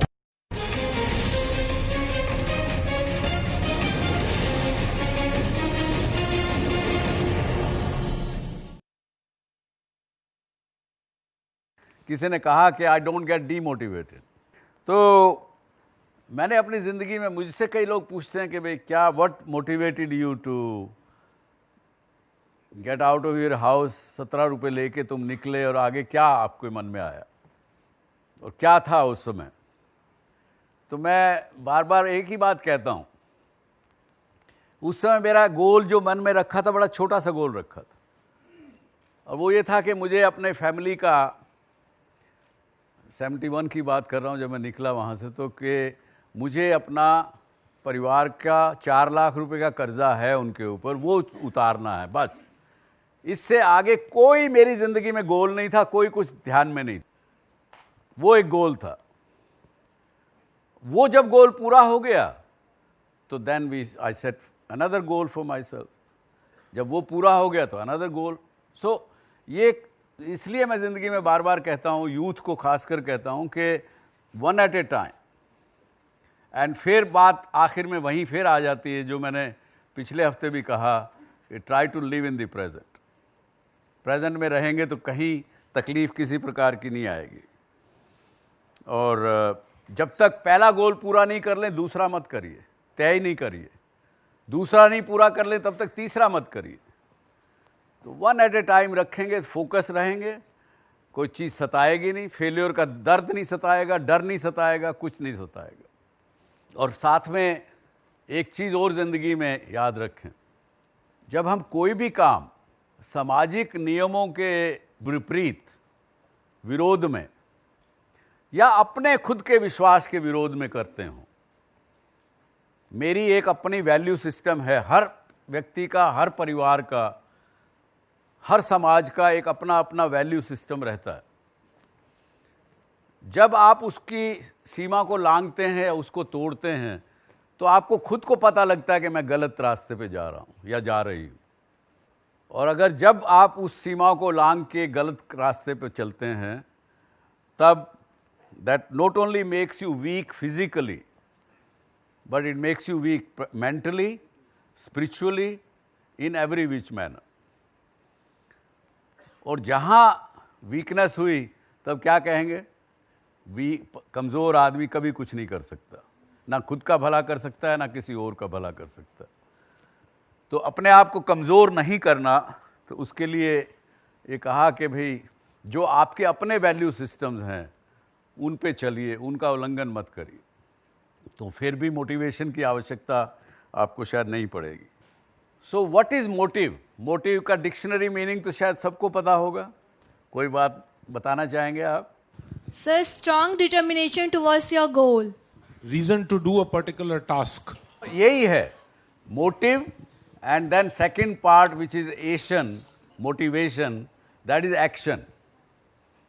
Our desire, our needs, what we want to do, what is our aim in life, और उसको पूरा करने के लिए then you take an action.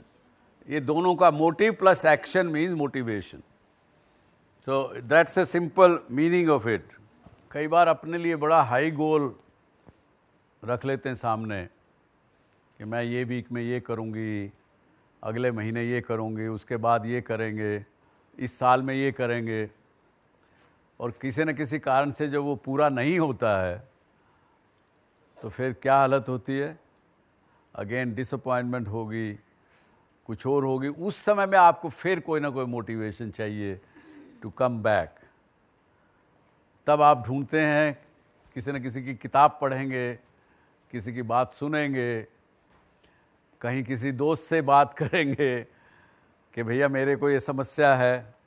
कहीं कोई ज़्यादा तकलीफ़ में हुआ तो साइकेट्रिस्ट के पास भी चला जाएगा, पंडित के पास तो खैर खास करके।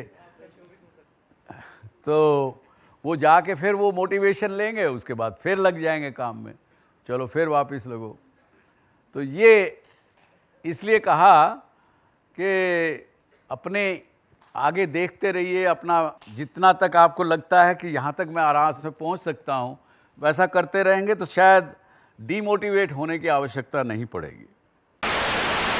No signal, no worry. Presenting Z News app with live TV, latest updates and expert opinion. Available on Google Play and App Store. Download it now.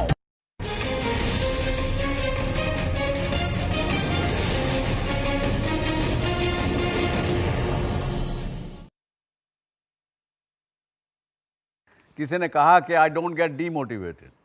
तो मैंने अपनी ज़िंदगी में, मुझसे कई लोग पूछते हैं कि भाई क्या what motivated you to get out of your house, 17 रुपये लेके तुम निकले, और आगे क्या आपके मन में आया और क्या था उस समय? तो मैं बार बार एक ही बात कहता हूँ, उस समय मेरा गोल जो मन में रखा था बड़ा छोटा सा गोल रखा था, और वो ये था कि मुझे अपने फैमिली का, 71 की बात कर रहा हूँ जब मैं निकला वहाँ से, तो कि मुझे अपना परिवार का 4 लाख रुपए का कर्जा है उनके ऊपर, वो उतारना है बस। इससे आगे कोई मेरी जिंदगी में गोल नहीं था, कोई कुछ ध्यान में नहीं। वो एक गोल था। वो जब गोल पूरा हो गया तो then I set another goal for myself. जब वो पूरा हो गया तो अनदर गोल। सो ये इसलिए मैं जिंदगी में बार बार कहता हूँ, यूथ को खासकर कहता हूँ कि one at a time. And फिर बात आखिर में वहीं फिर आ जाती है जो मैंने पिछले हफ्ते भी कहा कि try to live in the present. Present में रहेंगे तो कहीं तकलीफ किसी प्रकार की नहीं आएगी। और जब तक पहला गोल पूरा नहीं कर लें दूसरा मत करिए, तय नहीं करिए। दूसरा नहीं पूरा कर लें तब तक तीसरा मत करिए। तो वन एट ए टाइम रखेंगे, फोकस रहेंगे, कोई चीज़ सताएगी नहीं, फेल्योर का दर्द नहीं सताएगा, डर नहीं सताएगा, कुछ नहीं सताएगा। और साथ में एक चीज़ और ज़िंदगी में याद रखें, जब हम कोई भी काम सामाजिक नियमों के विपरीत, विरोध में या अपने खुद के विश्वास के विरोध में करते हो, मेरी एक अपनी वैल्यू सिस्टम है। हर व्यक्ति का, हर परिवार का, हर समाज का एक अपना अपना वैल्यू सिस्टम रहता है। जब आप उसकी सीमा को लांघते हैं या उसको तोड़ते हैं तो आपको खुद को पता लगता है कि मैं गलत रास्ते पे जा रहा हूं या जा रही हूं। और अगर जब आप उस सीमा को लांघ के गलत रास्ते पे चलते हैं तब that not only makes you weak physically, but it makes you weak mentally, spiritually, in every which manner. और जहाँ वीकनेस हुई तब क्या कहेंगे? कमज़ोर आदमी कभी कुछ नहीं कर सकता, ना खुद का भला कर सकता है, ना किसी और का भला कर सकता है। तो अपने आप को कमज़ोर नहीं करना, तो उसके लिए ये कहा कि भाई जो आपके अपने वैल्यू सिस्टम्स हैं उन पे चलिए, उनका उल्लंघन मत करिए। तो फिर भी मोटिवेशन की आवश्यकता आपको शायद नहीं पड़ेगी। So what is motive? Motive का डिक्शनरी मीनिंग तो शायद सबको पता होगा। कोई बात बताना चाहेंगे आप? Sir, strong determination towards your goal. Reason to do a particular task. यही है motive. And then second part which is action, motivation, that is action. Our desire, our needs, what we want to do, what is our aim in life, और उसको पूरा करने के लिए then you take an action। ये दोनों का motive plus action means motivation। So that's a simple meaning of it। कई बार अपने लिए बड़ा हाई गोल रख लेते हैं सामने कि मैं ये वीक में ये करूँगी, अगले महीने ये करूँगी, उसके बाद ये करेंगे, इस साल में ये करेंगे। और किसी न किसी कारण से जब वो पूरा नहीं होता है तो फिर क्या हालत होती है? अगेन डिसअपॉइंटमेंट होगी, कुछ और होगी। उस समय में आपको फिर कोई ना कोई मोटिवेशन चाहिए टू कम बैक। तब आप ढूंढते हैं, किसी न किसी की किताब पढ़ेंगे, किसी की बात सुनेंगे, कहीं किसी दोस्त से बात करेंगे कि भैया मेरे को ये समस्या है। कहीं कोई ज़्यादा तकलीफ में हुआ तो साइकेट्रिस्ट के पास भी चला जाएगा, पंडित के पास तो खैर खास करके। तो वो जाके फिर वो मोटिवेशन लेंगे, उसके बाद फिर लग जाएंगे काम में, चलो फिर वापस लगो। तो ये इसलिए कहा कि अपने आगे देखते रहिए, अपना जितना तक आपको लगता है कि यहाँ तक मैं आराम से पहुँच सकता हूँ वैसा करते रहेंगे तो शायद डीमोटिवेट होने की आवश्यकता नहीं पड़ेगी। No signal, no worry. Presenting Z News app with live TV, latest updates and expert opinion. Available on Google Play and App Store. Download it now.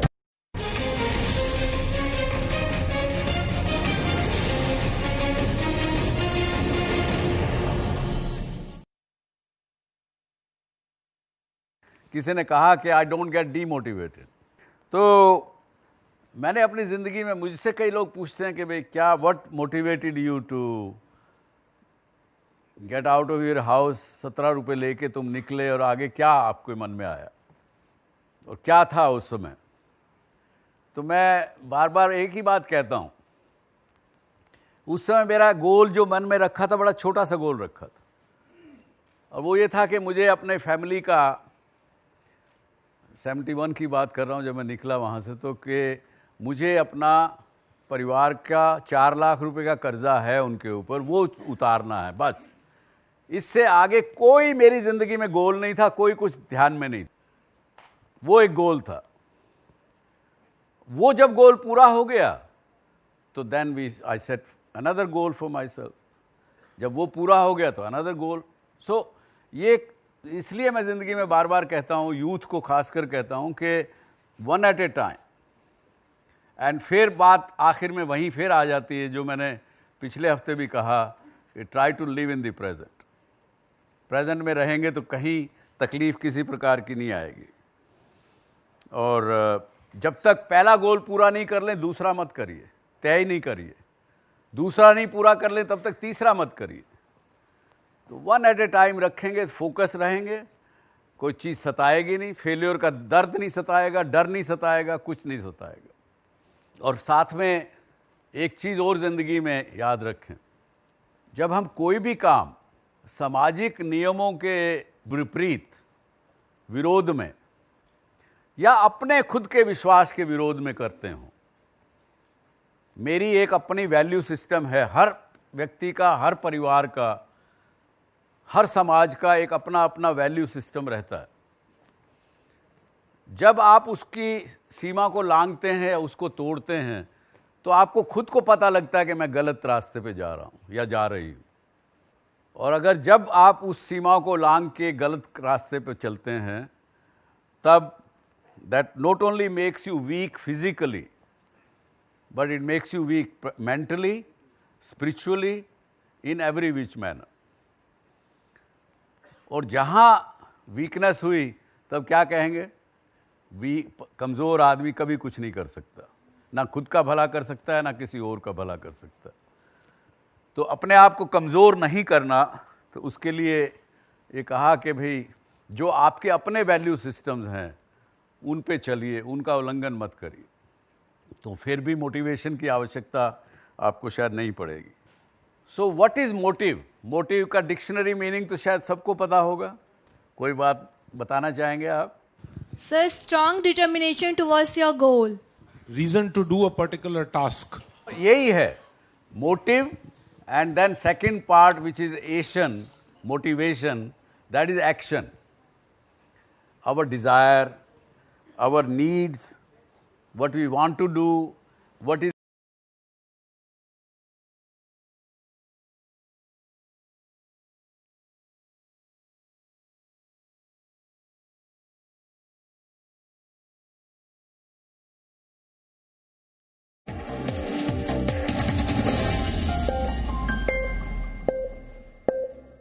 और अब आखिर में देखते हैं कि आज के इतिहास में क्या लिखा है। वेनेजुएला के महान नेता सिमोन बोलीवार का जन्म आज ही के दिन वर्ष 1783 में हुआ था।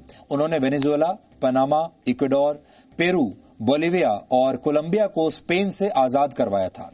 दक्षिण अमेरिकी देश बोलिविया का नाम सिमोन बोलीवार के नाम पर ही रखा गया था। वर्ष 1974 में आज ही के दिन महान वैज्ञानिक सर जेम्स चैडविक का निधन हुआ था। उन्होंने वर्ष 1932 में न्यूट्रॉन की खोज की थी और वर्ष 1935 में उन्हें फिजिक्स के नोबेल पुरस्कार से सम्मानित किया गया था। मशहूर महिला पायलट एमिलिया इयरहार्ट का जन्म आज ही के दिन वर्ष 1897 में हुआ था। वो अटलांटिक ओशन के ऊपर अकेले विमान उड़ाने वाली पहली महिला पायलट थी और उन्हें अमेरिका के प्रतिष्ठित फ्लाइंग क्रॉस से भी सम्मानित किया गया था। एमिलिया इयरहार्ट ने अपने अनुभवों पर आधारित कई किताबें भी लिखी जो बाद में बेस्ट सेलर साबित हुई। 39 वर्ष की उम्र में पैसिफिक ओशन के ऊपर से उड़ते हुए जुलाई 1937 में उनका विमान लापता हो गया था और इसके बाद 5 जनवरी 1939 को उन्हें मृत घोषित कर दिया गया। आज हिंदी फिल्मों के मशहूर अभिनेता मनोज कुमार का जन्मदिन है। वर्ष 1937 में जन्मे मनोज कुमार का असली नाम हरिकृष्ण गिरी गोस्वामी है। देशभक्ति पर आधारित फिल्में मनोज कुमार की पहचान रही हैं और हिंदी फिल्मों में राष्ट्रवाद को जगह देने का सबसे ज्यादा श्रेय उन्हीं को दिया जाता है और इसी वजह से उन्हें भारत कुमार भी कहा जाता था। मनोज कुमार ने देशभक्ति से जुड़ी कई फिल्मों में यादगार भूमिकाएं निभाई। शहीद, उपकार, हरियाली और रास्ता, क्रांति और रोटी कपड़ा और मकान उनकी कुछ लोकप्रिय फिल्में रही हैं। वर्ष 1965 में भारत और पाकिस्तान के युद्ध के बाद तत्कालीन प्रधानमंत्री लाल बहादुर शास्त्री ने जय जवान जय किसान के नारे पर उनसे फिल्म बनाने का आग्रह किया था, जिसके बाद मनोज कुमार ने हिंदी फिल्म उपकार बनाई थी, जो सुपरहिट रही थी। और मशहूर शास्त्रीय संगीतकार और बांसुरी वादक पन्नालाल घोष का जन्म आज ही के दिन वर्ष 1911 में हुआ था। उनका पूरा नाम अमाल ज्योति घोष था। पन्नालाल घोष ने बांसुरी को हिंदुस्तानी शास्त्रीय संगीत में एक प्रमुख स्थान दिलाया। तो डीएनए में आज इतना ही। अब आपसे हमारी मुलाकात होगी कल रात 9 बजे, जब हम आपको इस सप्ताह के बेहतरीन विश्लेषण दिखाएंगे। तब तक आप खुश रहिए, सुरक्षित रहिए, स्वस्थ रहिए। और आपके जीवन में दुख, परेशानियां और चुनौतियां ही ये तय करती हैं कि आप में सहने की और लड़ने की कितनी क्षमता है। इसलिए जीवन में जब भी दुख और चुनौतियों से आपका सामना हो तो उसे अपनी ताकत की परीक्षा के तौर पर देखिए। नमस्कार।